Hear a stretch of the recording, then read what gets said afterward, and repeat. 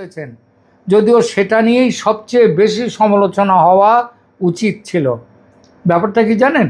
2025 সালের গত বছরের কলকাতার রেড রোডে ঈদ আল ফিতরের নামাজের একটি অনুষ্ঠানে বক্তব্য দেওয়ার সময় মমতা বন্দ্যোপাধ্যায় বিজেপিকে আক্রমণ করতে গিয়ে কি বলেন জানেন?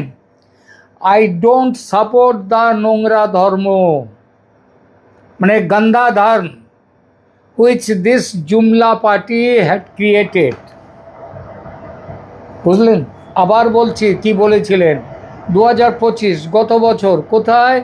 রেড রোডের অনুষ্ঠানে, ঈদ উল ফিতরের অনুষ্ঠানে ভাষণ দিতে গিয়ে বলেছিলেন, আই ডোন্ট সাপোর্ট দ্য নোংরা ধর্ম which this jumla party had. নমস্কার।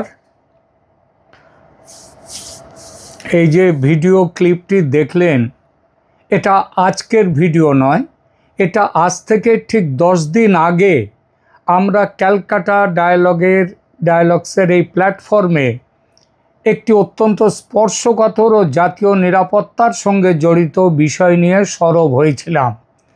প্রসঙ্গটি ছিল নির্বাচনে হেরে গেছেন পশ্চিমবঙ্গের মুখ্যমন্ত্রী মমতা ব্যানার্জি, কিন্তু কেঁদে মরছে বাংলাদেশের জামাত সহ মৌলবাদী তারা যেসব দল যারা আছে তারা। কেন? সেইখানটাতে ওই ভিডিওতে আমরা যুক্ত করেছিলাম 2025 সালে কলকাতার রেড রোডে ঈদের জমায়েতে দাঁড়িয়ে মমতা একটি উক্তি করেছিলেন। সেই উক্তিটি আপনাদের শোনালাম। এটা আমরা বলেছিলাম আজ থেকে 10 দিন আগে। 10 দিন আগে আমরা এই ক্যালকাটা ডায়ালগসের আমার চ্যানেলে আমি এই ভিডিওতে ওই উক্তিটির উদ্ধার করেছিলাম এবং বলেছিলাম মমতা ব্যানার্জির ওই সরস্বতী পুজোর ভুলভাল মন্ত্র পড়া, কিংবা ওই একে তিনি বলেছিলেন তার আরও নানা রকম ধর্মীয় উল্টোপাল্টা মন্তব্য, যিনি হিন্দু ধর্ম সম্পর্কে তিনি বলেন বিষ্ণু মাতা ইত্যাদি তিনি বলেছিলেন, সেই প্রসঙ্গে নিয়ে আমরা বলেছিলাম। কিন্তু এটাও বলেছিলাম যে মমতা ব্যানার্জি 2025 সালে কলকাতার রেড রোডে ঈদের জমায়েতে দাঁড়িয়ে এই যে কথাটা বলেছিলেন, আই ডোন্ট সাপোর্ট দ্য নোংরা ধর্ম বা গন্দা ধর্ম which this jumla party had created, এইটা উল্লেখ করেছিলাম। অর্থাৎ বিজেপিকে আক্রমণ করতে গিয়ে তিনি হিন্দু ধর্মকে নোংরা বা গন্ধা ধর্ম বলে অভিহিত করেছিলেন। তার এই উক্তি কেন সেই সময় কিন্তু এপারে সরব না হলেও ওপার বাংলায়, বিশেষ করে জামাতে ইসলামের মতো মৌলবাদী শক্তিগুলো তারা আনন্দে উদ্বেল হয়ে উঠেছিল এবং তার আগে থেকেই যদিও মমতা ব্যানার্জির সঙ্গে তারা একটা একটা আত্মীয়তার সম্পর্ক তারা পেয়ে গেছিল মমতা ব্যানার্জির মধ্যে। আমরা সেই সমীকরণের ব্যবচ্ছেদ সেদিন করেছিলাম এবং বলেছিলাম যে মমতা ব্যানার্জি কেন দেশের এবং বিদেশের বাংলাদেশেরও মৌলবাদী শক্তিগুলোর কাছে এত প্রিয় কেন হয়ে উঠেছে সেইটা ব্যাখ্যা করেছিলাম। আমরা যখন সেই ভিডিওটি করি তখন হয়তো অনেকেই ভেবেছিলেন এটা শুধু একটি রাজনৈতিক সমালোচনা হয়ে থাকবে, কিন্তু সেদিনের আমাদের সেই ভিডিওতে রাজনীতির অন্দরে যে ঝড় উঠেছিল তা কিন্তু তখন সেই মুহূর্তে প্রকাশ্যে আসেনি। কিন্তু ঠিক 10 দিন পর গতকাল কলকাতা হাইকোর্টে মমতা ব্যানার্জির সেই কুরুচিকর মন্তব্যের বিরুদ্ধে একটি গুরুত্বপূর্ণ মামলা দায়ের হয়েছে। অভিযোগকারী সরাসরি দাবি করেছেন মুখ্যমন্ত্রী সাংবিধানিক পদে থেকে যেভাবে দেশের প্রধান ধর্ম অবলম্বীদের ধর্মীয় আবেগকে নোংরা ধর্ম বলে অপমান করেছেন, সেটা কেবল অপরাধী নয় বরং সামাজিক মেরুকরণের এক চরম বহিঃপ্রকাশ। এটা বলেছেন এবং মমতা ব্যানার্জিকে কাঠগড়ায় দাঁড় করিয়েছেন। এই মামলাটি কি হঠাৎ করে হয়েছে, নাকি আমাদের আলোচনায় যেভাবে আমরা এর মধ্যে টেনে নিয়ে এসেছিলাম 2025 রেড রোডের সেই ভাষণকে, তার কোনো সম্পর্ক আছে? আমরা জানি না। আমরা জানি না তার কোনো সম্পর্ক আছে কি না, তবে একটা যোগসূত্র যে আছে সেটা বলেই দেওয়া যায়। মমতা ও বাংলাদেশের মৌলবাদী শক্তির যে পারস্পরিক নির্ভরতা, তা আজ আইনি ব্যবস্থার নজরে এসে গেল। মনে রাখা দরকার, মমতা ব্যানার্জি যখন হিজাব পরে রেড রোডের মঞ্চে দাঁড়িয়ে এই মন্তব্য করেছিলেন, তখন তিনি কেবল রাজনৈতিক প্রতিপক্ষকে আক্রমণ করছিলেন না, তিনি কৌশলে একটি বিশেষ গোষ্ঠীকে তুষ্ট করার চেষ্টা করছিলেন। আর আজ সেই মন্তব্যের জেরেই তিনি আইনের কাঠগড়ায় তাকে তুলে দেয়া হলো। কেন জামাত কাঁদছিল? কেন বাংলাদেশের জামাত বা উগ্রপন্থী ইসলামী শক্তি মমতার পরাজয়ে কেঁদে ভাসাচ্ছে কেন?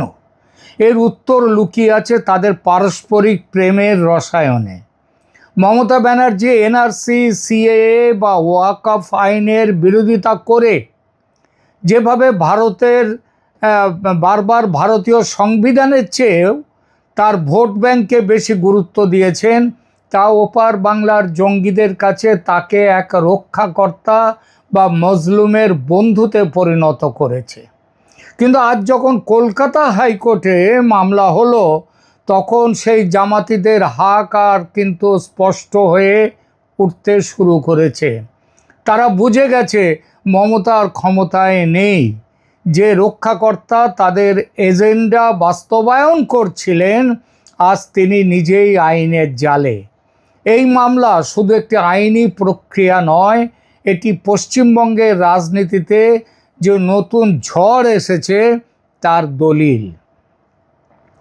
জামাতিরা ভয় পাচ্ছে, মৌলবাদীরা ভয় পাচ্ছে, কারণ তাদের গজওয়ে হিন্দের যে স্বপ্ন, যার প্রধান সেনাপতি হিসেবে তারা মমতাকে দেখেছিল, আর মমতা যে সেই দেখার জন্যে নিজেকে গ্রেটার ইসলামিক বাংলাদেশের নেতৃত্বে রাখছিলেন, তিনি প্রধানমন্ত্রী হওয়ার স্বপ্ন দেখছিলেন সেই দেশের, সেই স্বপ্ন আজ ধূলিসাৎ হতে চলেছে।